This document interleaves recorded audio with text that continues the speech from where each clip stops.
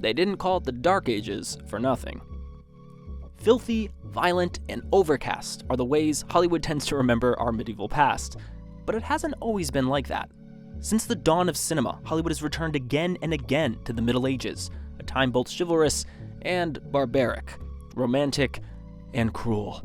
We love stories about kings and outlaws, and there are so many ways directors like to imagine those distant centuries. How we recreate the Middle Ages says a lot about our modern-day perspective. Was it a time of valor and legend, or was it a time of ignorance and despair? Or was it all of the above? The era we call the Middle Ages covers a vast amount of time, about 1,000 years from the fall of the Roman Empire to the dawn of the Renaissance, and it pertains to the entire continent of Europe, from the shores of Iceland to the islands of Greece. But when we think of medieval things, we usually picture knights and castles, with maybe a few Vikings thrown in. Much of this pageantry comes from the Arthurian legends, which have been told and retold for 1,500 years. The Knights of the Round Table set a standard for honor and chivalry, well, at least in stories and poems. And the concept of a heroic knight setting out on a quest might just be the most enduring image of medieval life. Then again, not all knights are created equal.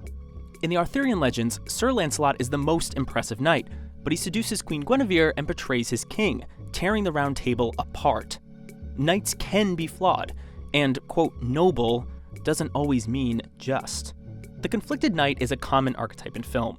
Take the mysterious Etienne of Navarre in the 1985 film Lady Hawk, who is tormented by a terrible curse. Or the aging Robin Hood in the 1976 film Robin and Marian. Here, the famous outlaw tries to revive his glory days, even as it harms all the people around him. And then there's the clumsiest knight-errant of all, Don Quixote, who has delusions of heroism in a world that finds him ridiculous.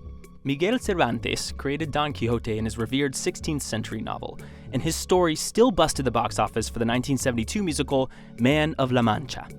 Unlike a modern profession, like a doctor or lawyer, the medieval hero is simple, living in a simple time. He, or she, can represent whatever worldview the director wants, even propaganda. Soviet director Sergei Eisenstein took inspiration from the medieval Russian hero Alexander Nevsky. In his 1938 film, the Russians look like noble patriots, yet their enemies, the Teutonic Knights, are hidden behind helmets and behave remarkably like the Nazi soldiers who would soon invade in real life. The most beloved hero of the 1990s was William Wallace, the Scottish freedom fighter at the center of Braveheart. Mel Gibson's epic made lots of historical errors, like 14th century Scotsmen wearing kilts, and the Battle of Stirling Bridge involving no actual bridge. But Braveheart was a blockbuster that won Best Picture at the Academy Awards, and inspired an entire generation of viewers to scream, "Freedom!" One of the most revered medieval warriors has become a powerful feminist symbol. The story of Joan of Arc was first adapted for screen in 1900 by cinema pioneer George Méliès. This is one of the earliest representations of the Middle Ages on film, and it set the stage for these two conflicting visions. First, heraldry and heroism, and later, the cruelty of a woman being burned at the stake. Méliès's adaptation was ahead of its time, both for its visual imagination and for the fact that 20 years after its release, Joan of Arc was finally declared a Catholic saint. Joan has inspired at least 17 more biographical films. Not too shabby. Different directors may also interpret the same events in completely different ways. One of the most famous examples is Henry V, the action-packed stage play by William Shakespeare. Henry V is a hands-on English king, personally leading his troops into what would be known as the 100 Years' War. The story climaxes with the Battle of Agincourt, where the tiny English army manages to defeat the much bigger and better equipped French army. The 1944 version of Henry V was released near the end of World War II and starred the dashing Laurence Olivier. After all, the United Kingdom needed a pick-me-up after years of bombings by the Germans. The film is colorful and exciting, and Henry V is a fearless leader in the face of impossible odds. 40 years later, Kenneth Branagh starred in his own version of Henry V.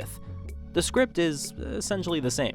The characters speak the same Shakespearean lines and make the same historical decisions. But the tone is much darker, even anti-war. The Battle of Agincourt is portrayed as vicious and chaotic. Many of the supporting characters die in a muddy wasteland. Of course, no medieval personality has seen more interpretations than Robin Hood, the English folk hero. Historians agree that Robin of Locksley was a fictional character who first appeared in ballads 200 years after the reign of Prince John. But the clever outlaw has excited our imaginations ever since, in books, poems, plays, and of course, movies. Robin Hood first appeared on screen in 1908. That film has been lost to time, unfortunately, but a second was made in 1912, followed by more than 70 adaptations to date. Most of these portrayals are adventurous and fun. Over the years, though, directors have taken the legend in many directions. The most infamous is the 1991 film Robin Hood, Prince of Thieves. Oh yes, Kevin Costner's version left out Prince John entirely, along with the conflict between Normans and Saxons. He added a Moorish character, Azim, and an evil witch, because why not? He turned Will Scarlet into Robin Hood's brother, and in keeping with 1990s action movies, he added gunpowder, so, the finale could have explosions and stuff. The entire concept was offensive to purists, but fans loved the freeform approach, which drew 25 million in the first weekend, and inspired a very direct parody. And why should the people listen to you? Because, unlike some other Robin Hoods, I can speak with an English accent. It also overshadowed a more faithful version of Robin Hood, released the same year and starring Patrick Bergin and Uma Thurman. This other Robin Hood did involve Normans and Saxons, as well as a realistic medieval backdrop. The Bergin film was far truer to the spirit of the old stories. It also did poorly at the box office, making only 23 million worldwide. One of the most recent Robin Hood films comes from Ridley Scott, who may be the most passionate living director of medieval epics. Scott not only directed a gritty, atmospheric Robin Hood in 2010, but he also offered his version of the Crusades in 2005 with Kingdom of Heaven. Most recently, he directed The Last Duel, about trial by combat based on an actual legal case in 15th century France. All these films revel in the primitive atmosphere of medieval life, but they're also full of excitement and chivalric ideals. Okay, but now the big question. Do any of these movies show what life was actually like in the real Middle Ages? The short answer is, not really. Historians estimate that 85% of people in the Middle Ages were peasants who lived in rural communities and spent their entire lives tilling the soil or tending livestock. Few people could expect to live as long as 40 years, and most never traveled more than a few miles from their birthplace. They could expect one set of clothes, a simple shack, and a lifetime of malnutrition. As the historian Barbara Tuchman puts it, peasants were born to woe, and the only thing that interested them was the chance to get into heaven. Indeed, most of these films gloss over the importance of the Christian church, which infused every aspect of medieval life. Of course, priests and farmers wouldn't be so fun to watch. So, is there a movie that reflects real medieval life, but is also good?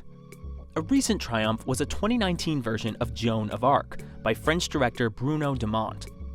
The film is less preoccupied with battle scenes than with a teenage religious fanatic debating spiritual matters with church elders. This is much more in keeping with the medieval mindset. Revealing the cloistered lives of medieval monks is The Name of the Rose, the 1986 thriller by director Jean-Jacques Annaud. The film is based on Umberto Eco's genre-busting novel, a murder mystery set in a remote Italian monastery. The characters behave like 14th century Franciscans, debating scripture and heresy in low-lit cells, and trembling before the dreaded Inquisition. It's interesting to note that Annaud cast actors with distinctive faces, reflecting historical caricatures. Perhaps the most authentic major film about medieval life is The Return of Martin Guerre, directed by Daniel Vigne in 1982 and starring Gerard Depardieu. The story is based on a real court case from the 16th century, which is late for the Middle Ages, honestly, but remember, the lives of peasants didn't change that much. Martin Guerre is an unlikable young man who leaves his village, and his attractive wife, to fight in a war. When he returns some years later, some villagers suspect that this big, charismatic man is not the real Martin Guerre, but an imposter. The film creates the simple, agrarian lives of French serfs, as well as the claustrophobic closeness of village life. Best of all, the film dramatizes an uncertain era, when everyday people could rely only on their memories, and not on pictures or writing. The Middle Ages have excited imaginations since the moment the era ended. When the Renaissance started, writers like Thomas Malory were already nostalgic for that simpler time. And the spirit of the Middle Ages extends far beyond actual history, infusing the fantasy genre with the same sword-wielding heroes and fire-breathing dragons that medieval storytellers also loved to imagine. It wasn't a great time to be alive. Sure, some things were really bleak. But it's great fun to see in the movies, especially if you throw in some Vikings.